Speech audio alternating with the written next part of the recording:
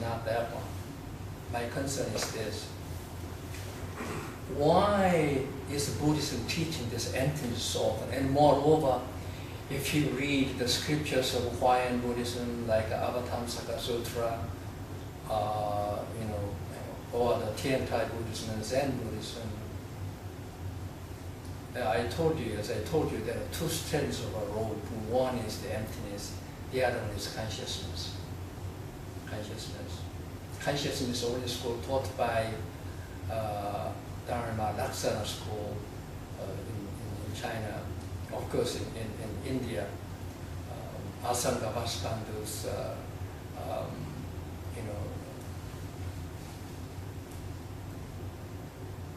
Vijnanabhada, that is the consciousness only school. These two run through all the Mayan Buddhism. So if you read any part of the Hawaiian scriptures, and as far as the philosophical aspect of the teaching is concerned, you always find there is emptiness. On the other hand, also consciousness, like that. So if we simply put the emphasis on emptiness, it can be misleading. We find in Mahayana Buddhism both emptiness on the one hand, on the other hand, the consciousness only. So there's a great effort to develop the power of consciousness. Yes. And meditation, Zen, of course, is doing what this vision and other consciousness only is teaching. Certainly. Saying that if you are enlightened to your original nature, there will be a consciousness which is extraordinary, so that you can have heavenly eye, heavenly ear, and so on. Also, you can read someone else's mind, and so on. Our concern is this: what shall we do in adverse conditions and trying situations which make me upside down? Sometimes certain conditions make me worried for many, many days, and I lose appetite, and I become, ill even because of the worries and so on. Sometimes we have nervous breakdown, and all the troubles in the world are caused by our mind, when the mind functions wrong. And one important, like sharp razor blade, which can cut off the root of the trouble is emptiness. If you are enlightened to the truth, ultimate truth,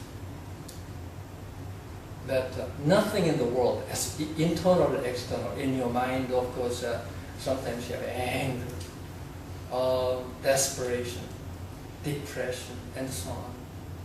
If you are depressed, it's horrible.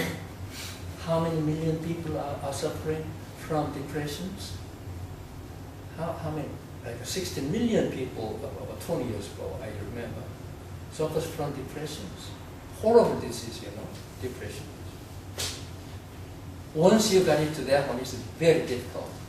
And these days, these neurophysiologists saying a lot about the state of the depression in your brain, like a computer, either hardware, software. You remember I mentioned that according to one psychologist, that our brain is like a computer, where both hardware and the software are put together. And if you start programming, unintentionally you're programming into your brain, and in your brain those unwholesome elements which causes you depression is all stored, programmed, and it's very difficult to get rid of them. Just like if you have a virus in your hardware, does it come hardware or software? Virus. Both. It's harder to get rid of, right? What do you do to get rid of the virus? You have to take a computer clinic, right, to get rid of it. In our mind, if our brain inside the brain, remember outside of the brain there's no consciousness. So if our brain is programmed in a wrong way, in such a way that whenever you are put in a trying situations, then you simply explode into anger. If you are that kind of person, it means inside of your brain is already programmed. So when you are put in that situation, you will again explode into anger. And now it will be awfully nice that there is a certain drug or medicine, and if you take that one, it will go to your brain and then get rid of those elements of anger. Wouldn't it be nice? I hope that someday they can invent that kind of thing, you know. Up to this point, we don't have that. We have to listen to what the Buddha taught. What does he say? If you are enlightened to your Buddha nature, it's easier than using certain drugs to get rid of the unwholesome element in your brain. Why? The light of wisdom shines. Light of wisdom shines. So that you will experience. Suppose you used to get angry at certain things, right? Always. Almost a formed habit, even your personality. To say this, your part of your personality means it has been programmed rather hard in your both the software and hardware of your brain. So I know somebody suffering from Alzheimer in Washington, D.C., an acquaintance of mine. And those psychologists that are using the Alzheimer disease as an example of wrong programming, or like certain damage to your, of course, brain cells and programs is not functioning right. You lost some part of the brain. So it's so important that we have to keep our brain intact. It comes to good people, bad people, it doesn't care. So we have to be very careful.